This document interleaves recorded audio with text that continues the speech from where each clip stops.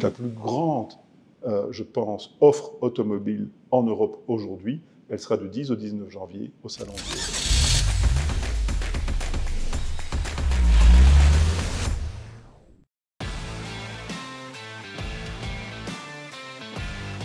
Alors, il est vrai qu'en 2024, le secteur a eu son lot de mauvaises nouvelles. Mais soyons francs, il y avait déjà la surproduction avant le Covid, et le marché européen, depuis le Covid, a baissé de 2 millions d'unités par an. Lorsque votre marché baisse de manière aussi forte, vous êtes contraint de prendre des mesures. Et c'est ce qu'on voit auprès de tous les groupes automobiles européens qui s'attaquent peut-être enfin, et j'ai envie de dire, à un problème structurel. Sommes-nous arrivés au bout? Peut-être pas. Mais est-ce qu'aujourd'hui le secteur est vraiment en crise? Non. Regardez le nombre de nouveaux modèles qui sont présentés aux clients. Regardez également la façon dont on accompagne le client au quotidien. Et si on regarde purement en Belgique la transition du parc automobile belge, grâce entre autres aux véhicules de société, je ne pense pas que ce soit une crise. Je pense au contraire que c'est une évolution extrêmement favorable pour le futur. Donc moi je suis très optimiste. Mais il est clair que le consommateur se pose encore beaucoup de questions. Dois-je passer à l'électrique? Est-ce que je continue dans un véhicule diesel comme j'avais avant? Est-ce que je prends un véhicule essence? Quelle est au fond la bonne motorisation pour mon utilisation? J'ai envie de dire, faites-vous plaisir, mais ne prenez en aucun cas le risque technologique, c'est-à-dire le risque de la valeur résiduelle, sur vos épaules.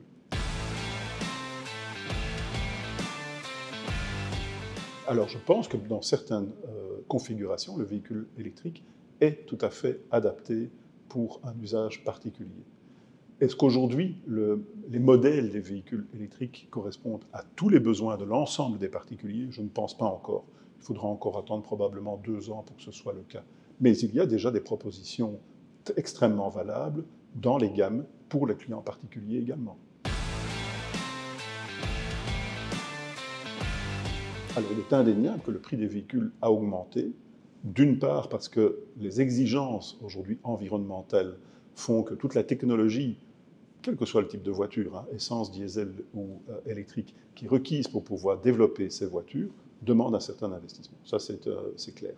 Est-ce qu'aujourd'hui, d'un point de vue mensuel, le prix de la voiture a vraiment explosé? Non. Il a augmenté, mais pas plus que l'indexation. Le prix catalogue aujourd'hui n'est pas le bon baromètre pour pouvoir suivre le prix d'un véhicule.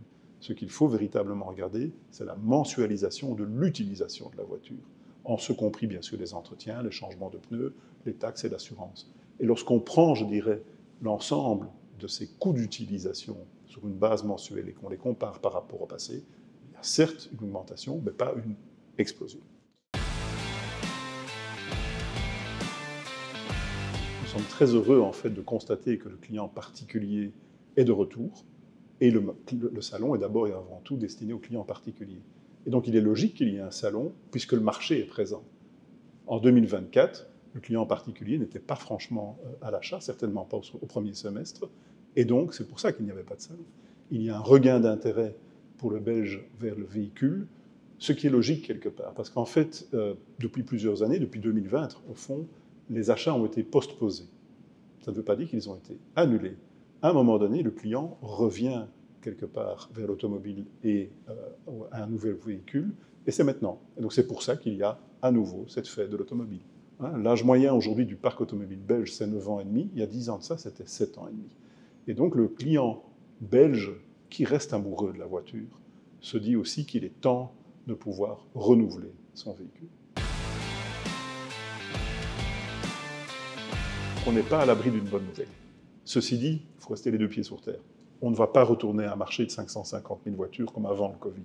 On va probablement tourner à un marché autour des 420 000, ce qui est, je pense, un niveau toujours extrêmement élevé pour un marché de 11 millions d'habitants. Il y a plusieurs objectifs dans un salon. Il y a évidemment un objectif à court terme qui est le nombre de ventes.